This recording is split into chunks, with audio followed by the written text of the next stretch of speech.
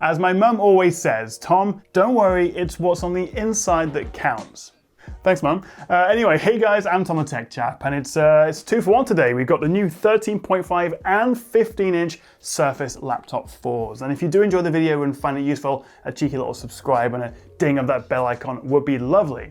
Now, except for the new ice blue color, which Microsoft helpfully didn't send me, these two are visually identical to the 2019 Surface Laptop 3.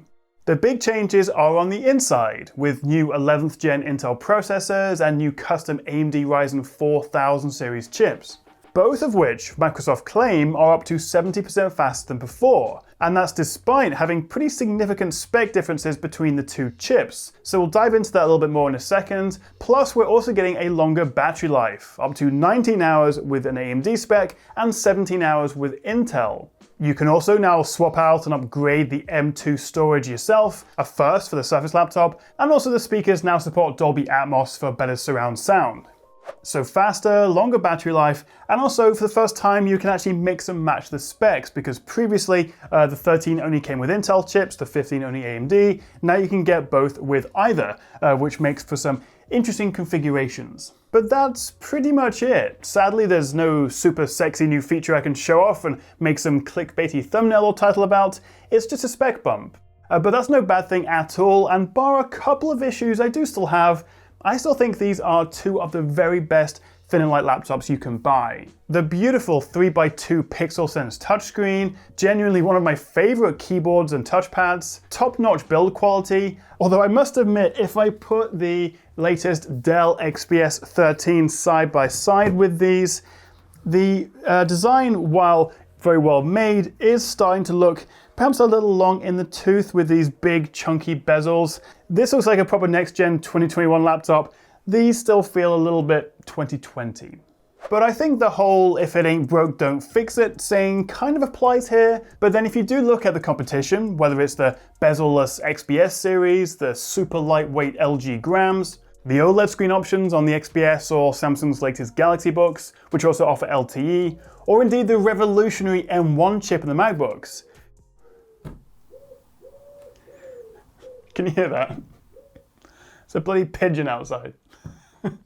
So the competition is fierce, which is great for you and me as consumers. There's more choice, there's more innovation, but it does also maybe mean that chucking in a new processor perhaps isn't really enough to keep up anymore. And there's still no Thunderbolt 3 or 4 support. USB-C charging will be a lot more convenient than the Surface charger. The 720p webcam is still good, but it hasn't been updated when these have become more important than ever. And while the starting prices are pretty good actually, once you spec an i7 and 16 or 32 gigs of RAM, these start to get very expensive.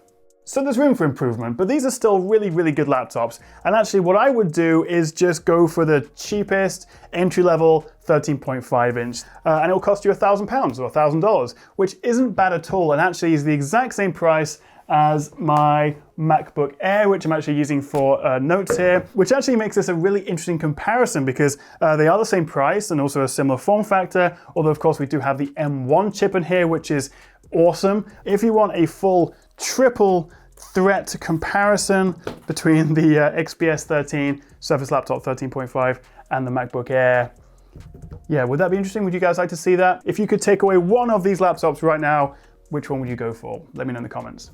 So the 13 starts at £1,000 or $1,000, and the 15 starts at £1,300, same in dollars, according to Microsoft's website. So this does cost a little bit more, although you are getting the same performance and battery life near enough. There's no fundamental difference between them, but really you are just paying the extra for the extra screen space. Both sizes top out with 32 gigs of RAM and a terabyte of storage, but then you're paying over $2,000 and it all starts to get a bit silly. Because these really aren't supposed to be proper workstation laptops. There's no dedicated graphics card option, the ports are still a little bit limited. So for me, I would just go with the cheapest 13-inch. And if you are just working, streaming Netflix, maybe a bit of doodling or note-taking using the touchscreen, really this is all you need.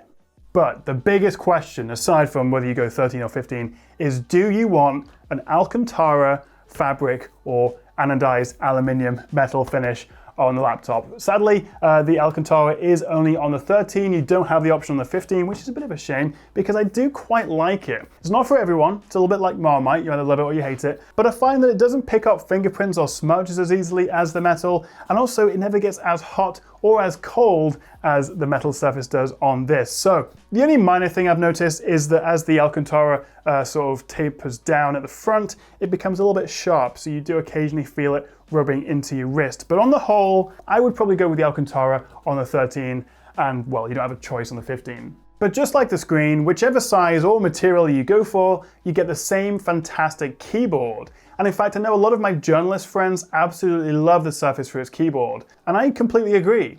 You get 3 levels of backlighting, well-spaced keys with 1.3mm of travel, and arguably while the ThinkPad keyboard may be a bit better, together with this big glass precision trackpad, I would go as far as to say this is my favorite setup on a Windows laptop.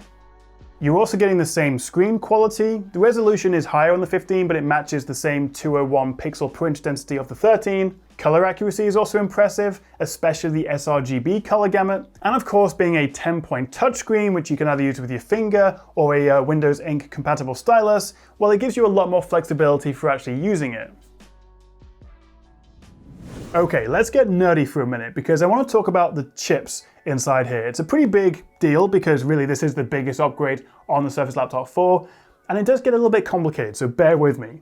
As I say, we have Intel 11th Gen and AMD 4000 processors in both models, and in some respects the AMD is a bigger upgrade over last gen, as now we're getting Wi-Fi 6, which only the Intel model had previously, and also AMD have doubled the number of cores. So on paper, AMD has a big advantage with 6 or 8 cores over the 4-core Intel chips. However, Intel's Tiger Lake is a full generation newer than AMD's in here, plus we have the advantage of Intel's faster Xe integrated graphics. Now the plan was to get 2 Surface Laptop 4s, one Intel, one AMD, and then test them against each other, see which one's better, and actually because Microsoft tell me there isn't really, or you shouldn't see any major difference in performance between the 2 sizes, it wouldn't really matter which one I go for. Unfortunately, the ones they've sent me are quite different. This is the i5 with 8 gigs of RAM, this is the slightly beefier Ryzen 7 with 16 gigs of RAM. So they're not directly comparable, but I did still run the tests between them, and actually, the results are really interesting. In these CPU benchmarks, the single-core performance is pretty neck and neck, but as you would expect, the 15-inch with the 8-core Ryzen 7 is on average 45% faster in multi-core. But what is surprising is if we switch to more graphically demanding tests, the cheaper and lower spec 13-inch here with the i5 comes out on top. And it's a similar story with gaming. Rainbow Six Siege was 27% faster on the Intel, almost hitting that 60 FPS mark. And in Fortnite, it's actually 34% faster, although neither are exactly smooth, and while performance was better on the Intel, I did still have a lot of frame drops and some stuttering. But depending on the game, and if you are happy to drop down to medium settings, you can get away with a bit of light gaming on both.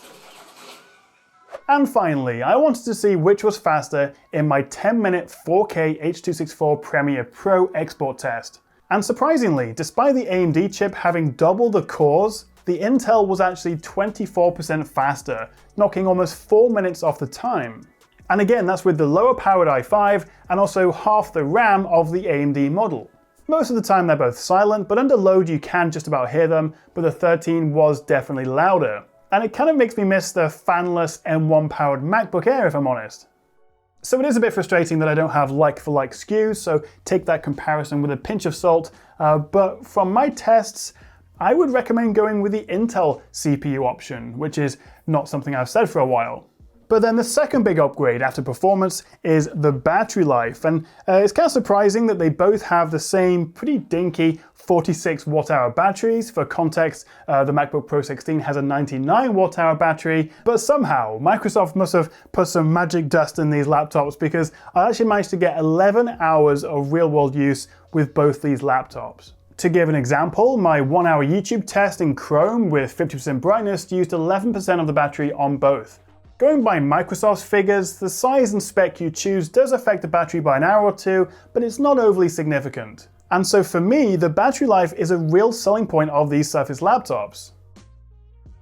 However, I do wish we had USB-C charging so I didn't have to bring a separate adapter with me for my phone, and it's pretty quick. You get about 50% of your battery in 40 minutes, and as you can see, it plugs in to the Surface connector. Now, on the one hand, being magnetic means if you do trip over the cable, it comes out, which is nice, so you don't pull the laptop with you, but I have also noticed that the connection just isn't that strong. So I can have it plugged in, maybe I'm rendering or exporting, and I move the laptop slightly, and it just falls out. So not my favorite, if I'm honest. As I say, USB-C charging would be nice.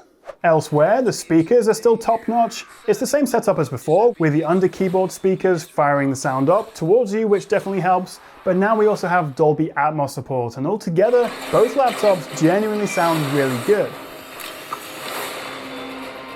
You're Climb Force 99. You know who we are. Then we have the webcam. So this is being shot on the Surface Laptop 4, and then this is the M1 powered MacBook Air, just for a bit of comparison, I suppose. And what do you guys think? Which looks better, and also which sounds better as I switch between the microphones? The benefit of the Surface Laptop is we also have an infrared sensor, so you can use this as a, Windows Hello login. You can use your face to log in. But yeah, they're both okay. I suppose, but you know, an external webcam will always be your best bet.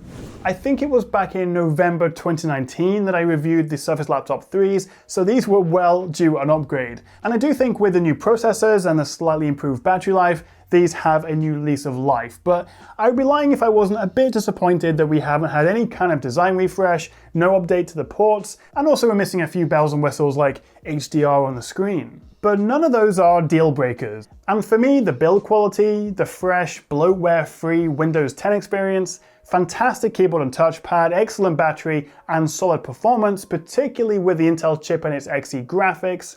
Whether you go for the 13 or the 15, I still highly recommend the Surface Laptop 4. However, if you're not fussed on the touchscreen and also don't mind using macOS, for the exact same money, I would recommend going for the MacBook Air with the M1 chip. And also consider if you've got a little bit more money to spend and perhaps want a nicer screen or at least more screen options, then consider the Dell XPS 13, which also now comes with an OLED option if you want your super duper inky blacks. Like that. But what would you go for? The 13, the 15, or none of the above? Let me know in the comments below. And also, if you've got any questions at all, do let me know, because I read every single one of your comments and I'll try to respond and answer as many as I can. And if you guys did enjoy the video and want to see more of me, then a cheeky little subscribe and a ding of that bell would be lovely. Thank you so much for watching, guys, and I'll see you next time right here on the Tech Chat.